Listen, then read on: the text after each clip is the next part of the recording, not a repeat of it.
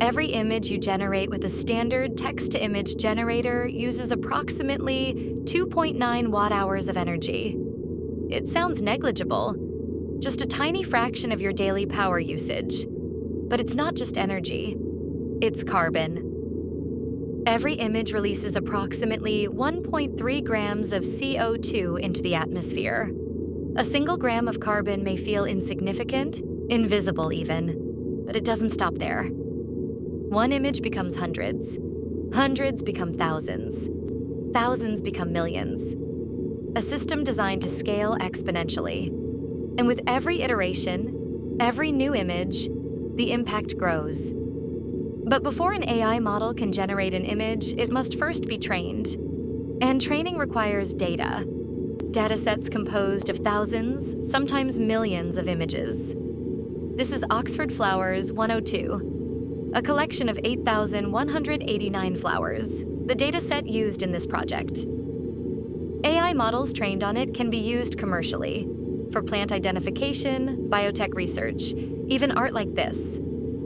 Yet, the images were web-scraped. Many are likely copyrighted.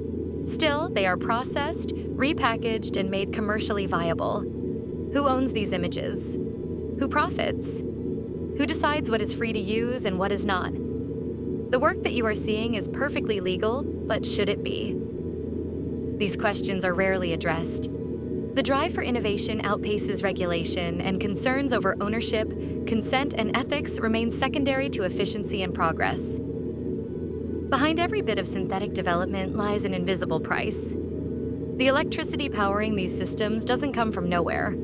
It comes from coal plants, from oil rigs, from natural gas pipelines. The materials that build the servers and GPUs don't appear out of thin air.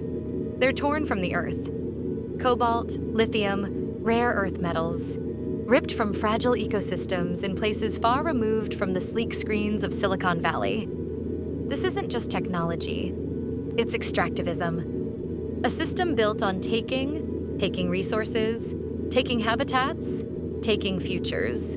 And the costs aren't distributed evenly, disproportionately affecting communities affected by colonialism and exploitation. The miners working in toxic conditions. The communities forced to live with poisoned soil and unclean water. The species driven to extinction as their homes are razed for profit. These systems operate in the shadows, cloaked in secrecy.